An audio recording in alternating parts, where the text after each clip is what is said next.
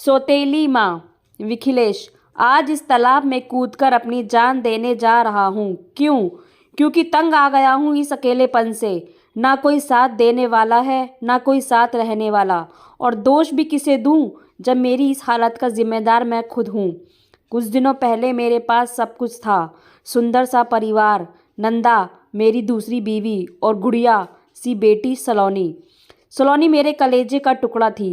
वह 5 साल की थी तभी उसकी माँ लक्ष्मी चल बसी थी। छोटी सी उस बच्ची को मैंने कभी माँ की कमी महसूस होने नहीं दी थी। मैं अपनी बेटी की परवरिश से अच्छे से कर रहा था, लेकिन मेरे रिश्तेदारों का कहना था कि माँ आखिर माँ होती है। सलोनी को माँ की ज़रूरत है और इसलिए मुझे दूसरी शादी कर लेनी चाहिए। लेकिन मैं तैयार नहीं था, क्योंकि जानता था कि सौतेली माँ सौतेली ही होती है। आखिरकार मेरे अपनों की ज़िद के आगे मुझे घुटने टेकने पड़े और मुझे नंदा से शादी करनी पड़ी। शुरू में सब ठीक ठाक चला, लेकिन धीरे धीरे नंदा अपना सौतेला रंग दिखाने लगी। ऑफिस से घर आकर मुझे सलोनी के साथ खेलने की आदत थी। उसे गोदी में उठाकर मुझे जो सुकून मिलता वह अकल्पनीय था। तकरीबन 8 महीने पहले की बात है। मैं जब ऑफिस से घर आकर सलोनी के पास गया तब अचानक नंदा बहुत ज़ोर से चिल्लाई और सलोनी को उठा लिया। मैं कुछ समझूं उससे पहले वह सलोनी को दूसरे कमरे में रखकर बाहर आई और बोली, पहले नहा लो, उससे पहले सलोनी को मत लेना, तब तक मैं आपके लिए गर्मा गर्म खाना परोसती हूँ। उस दिन के बाद नंदा का व्यवहार अजीब सा हो गया था। वो कुछ ना कुछ तरकीबें लगाकर सलोनी को मुझसे दूर रखने का प्रयास करती। कुछ कहने जाओ तो वर्तमान परिस्थितियों को लेकर मेरे सामने सलाहों का पिटारा खोल देती। फिजूल की बकवास। मेरे गले वह बातें नहीं उतरती थी, क्योंकि मैं जान गया था कि नंदा मुझे मेरी बेटी को दूर करना चाहती है। मैंने भी नंदा की कारस्तानियों को मुंह तोड़ जवाब देने की ठान ली। अब मैं उसकी एक बात नहीं मानता। सलोनी के साथ खूब खेलता, लेकिन जैसे ही मैं सलोनी के साथ खेलता तो नंदा मुझे पता नहीं क्यों ऐसे देखती जैसे कुछ अजीब सा हो रहा हो। मुझे ऐसा लगता है जैसे वह मुझे सलोनी से दूर रखना चाहती है। मैं अपनी बेटी को दुनिया भर की खुशियाँ देना चाहता था। वह भी बहुत खुश थी, लेकिन अचानक हमारी खुशियों को मानो किसी की नज़र लग गई।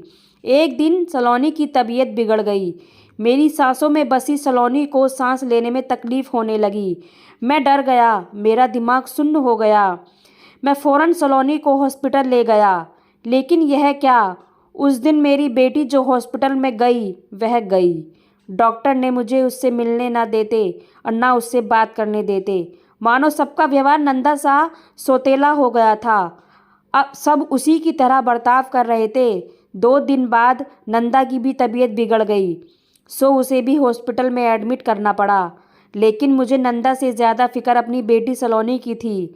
मैं अपनी बेटी को देखना चाहता था, उसे प्यार से गले लगाना चाहता था, उसे चूमना चाहता था, लेकिन कोई तो कहे कि वह कहाँ है, किस हालत में है। बस एक दिन डॉक्टर ने आकर मेरे हाथों में 2 कागज़ थमा दिए और बोले, यह तुम्हारी बेटी का डेथ सर्टिफिकेट है और यह तुम्हारी बीवी का। मैं सुन्न सा अपनी जगह पर खड़ा रहा। मेरे सामने खड़ी नर्स बोली, तुम्हारी बीवी ने तुम्हारे लिए एक संदेश छोड़ा है। क्या? कोरोना के इस महामारी में अगर हम एक दूसरे से दूर रहते तो आज साथ होते। मेरी यही वजह थी सलोनी को तुमसे दूर रखने की। मेरे हाथ से कागज़ छूट गए। तालाब में कूदने से पहले मैं आप लोगों से एक सवाल पूछना चाहता हूँ, कौन बुरा था, मैं या सलोनी की सौतेली माँ?